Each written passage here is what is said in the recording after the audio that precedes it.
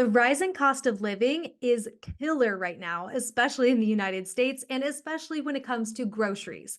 According to data from the Census Bureau in the United States in 2024, families with kids spend an average of $331 per week on groceries. Whew. Our family of three has been averaging about $240 per week on groceries over the past year. That is nearly $100 less than the overall average, and that still hurts. But we are very thankful for the savings. So today, I am going to share with you 3 ways that you could save at least $20, likely more, on your next grocery run. And that could average around $80 a month.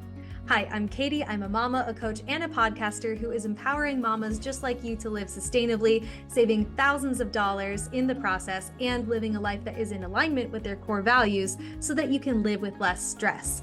So if that sounds like something you are interested in, let's get into it, going from low to high cost saving tips. Okay, money saving tip number 1, buy produce in season as often as possible. So when fruits and veggies are in season, then there is an abundance more locally available. So then the grocery stores will typically lower the costs of those things. So typically, if strawberries are not locally in season, for example, then they may cost about $7 per pound. Once they are in season, then that price will typically drop to about $3 or $4 per pound. So let's say that you just started with 2 varieties of produce per week that you buy locally.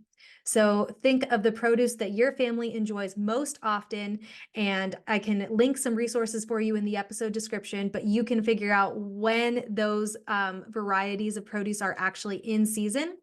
If you just picked 2 of them to start buying only when they are in season, then you will likely save $6 just through that one step per grocery run. And of course, you will be saving more if you commit to more. Money saving tip number 2.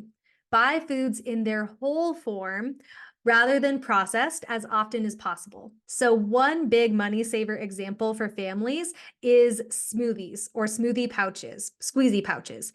If you bought a 16-ounce bag of frozen mixed fruits from Walmart, currently priced at $2.38, you could likely make at least 12 kid-sized, decent-sized smoothies for that price, $2.38. If you were to buy a 12-pack of popular squeezy pouches from Walmart, a brand that I won't name, but very popular, it would be priced at currently $7.78. So the cost savings there is about $5 for the same amount of servings. Let's say that you make your own smoothie batch with a bag of frozen fruits, and you also decide to make a batch of muffins at the very beginning of the week instead of buying a bunch of packaged snacks. Then those 2 things combined could save you roughly $10 in that one grocery shopping trip. So then combine that $10 with the tip number 1 that I just gave you, and now you've saved $16 in one grocery trip. Now, for money saving tip number 3, which has potential to be the biggest saver depending on how you get into it, incorporate plant-based recipes into your family's weekly meal planning. Now, hold up before you turn off this episode and skip to the next one. I am not going to tell you to go fully vegan, to give up meat or dairy or whatever. I am not going to even get into this from like an ethical or personal perspective. Let's just look at the money for right now. According to a survey of over 1,000 Americans that I will link below, consumers on meatless diets spent an average of $23 less per week on food. And then that number goes up for the people who were buying organic or nitrate-free, non-GMO, all of that meat. Meatless Mondays alone, so just one day a week of not eating meat, could save you $3.30 on average for the one day. So, okay. If you only swapped one day out of your whole week with plant-based recipes, meaning just meatless, that's not even taking out dairy, then if you did that and you combined with the first 2 tips that I just gave you, now you have saved roughly $19.30 in one grocery run.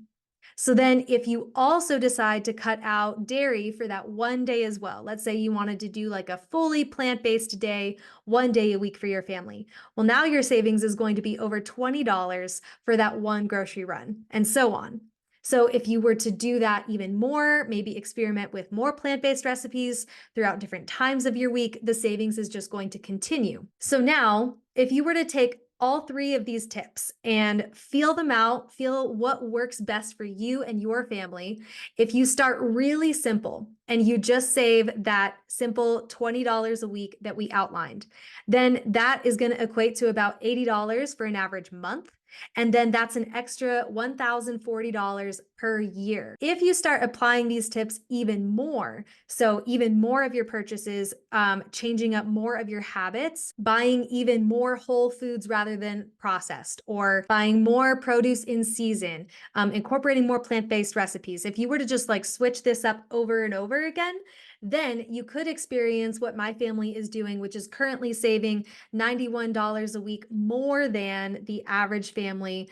Like we outlined at the very beginning, we are averaging about $240 per grocery trip, so once a week, rather than, about $330 for the average family in America right now. When you calculate that out, we are saving an extra $4,732 compared to an average US family every single year. This is just scratching the surface of how much you can be saving with sustainable swaps for your family. So check out the episode description for more resources. You can go to ecomindedmama.com to download your free guide with 5 more hacks to saving over $2,000 hiding in your kitchen with sustainable swaps.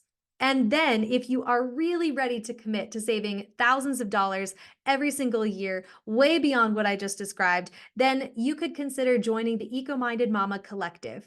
We are an online membership program, and we are unpacking monthly challenges together, saving money every day. And at the time of this recording, we are heavily focused on saving money, time, and food waste in the kitchen. That is the theme for this month. And we will constantly come back to that if you are listening to this episode at a later date. So check out those links in the episode description. I hope that this helped you today, and I will be back next week with more sustainable living tips.